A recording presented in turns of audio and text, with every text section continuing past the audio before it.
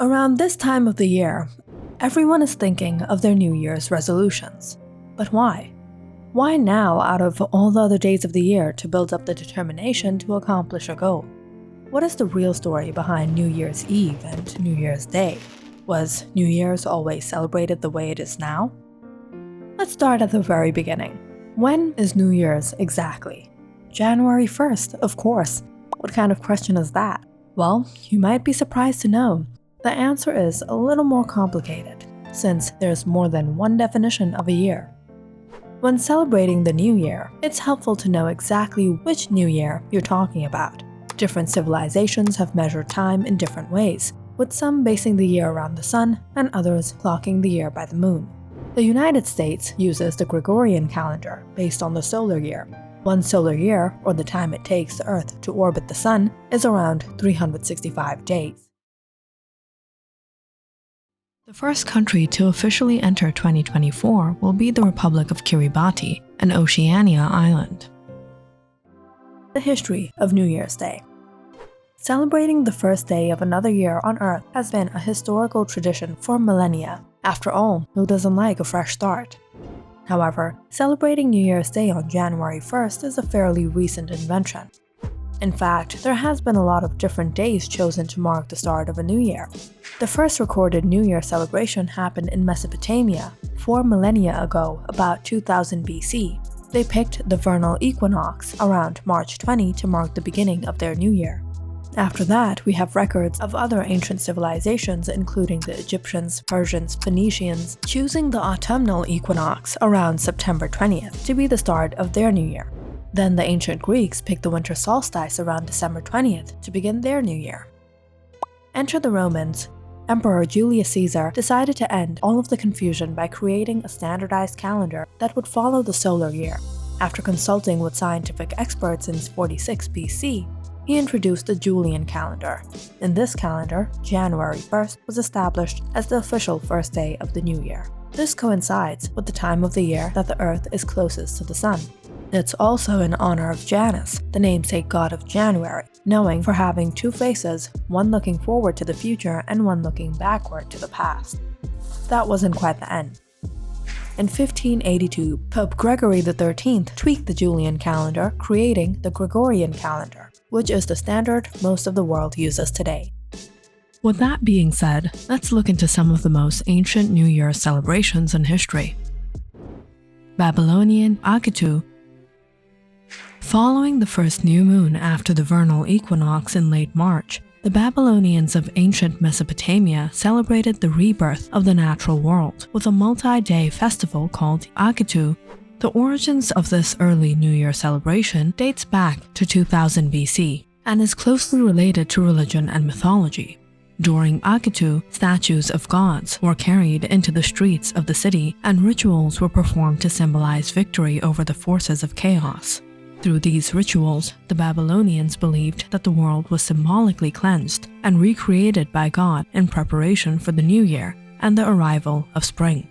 A fascinating aspect of Akatu was the kind of ritual humiliation that the Babylonian king had to endure. This unique tradition involved the king being brought before a statue of the god Marduk, stripped of his royal crown, and made to swear that he has led the city with honor.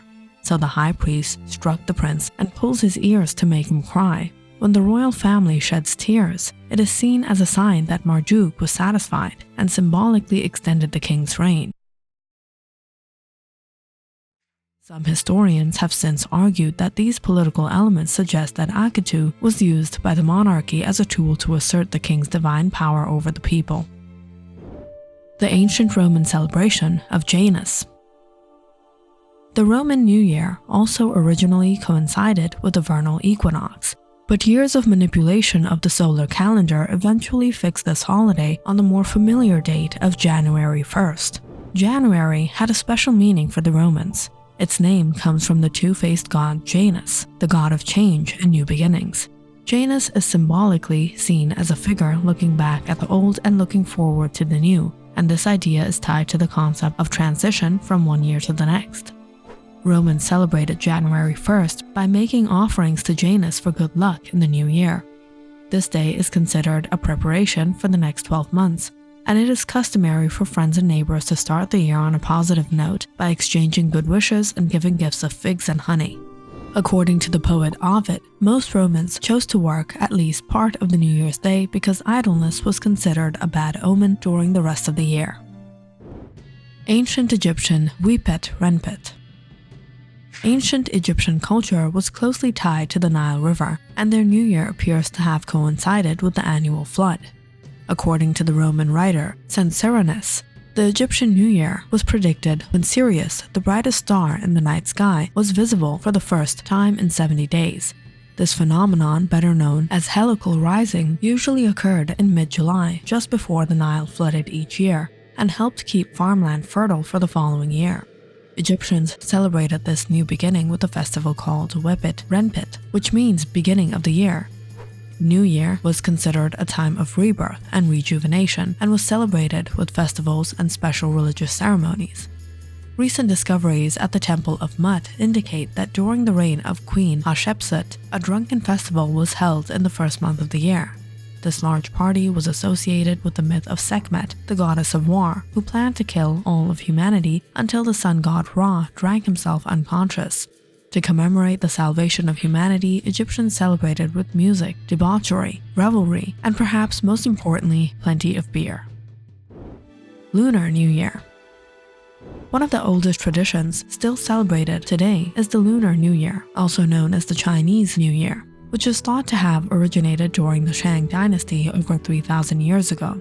The holiday began as a way to celebrate the new beginning of the spring planting season, but later became shrouded in myth and legend. According to a popular legend, there was once a bloodthirsty creature called Nian, meaning year in Chinese, that attacked villages every new year. To scare away the hungry animals, the villagers decorated their houses with red decorations, burnt bamboo, and made loud noises. The trick worked, and the bright colors and lights associated with Nian's thwarting were eventually incorporated into the celebration. Celebrations traditionally lasted 15 days and tend to focus on home and family. People clean their homes to get rid of misfortune, and some pay off old debt to clear up the events of the previous year. To get the year off to a good start, they decorate the doors of their homes with paper and gather with their relatives for a banquet. The Chinese, who invented gunpowder in the 10th century, were also the first to set off fireworks on New Year's Day. Nowruz. Although it is still celebrated in Iran, the Middle East, and other parts of Asia, the roots of Nowruz, or New Day, go back to ancient times.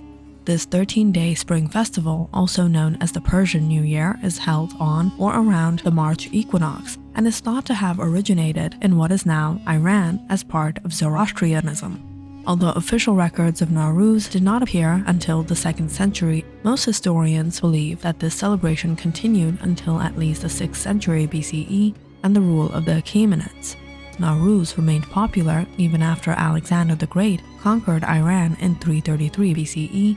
Monarchs used this holiday to host lavish banquets, distribute gifts, and hold audiences with their subjects. A unique ritual that emerged around the 10th century involved the election of a ruler of Nowruz. A commoner pretended to be a king for several days and was then dethroned near the end of the festival. What do you think? Comment down in the section below and don't forget to like and subscribe.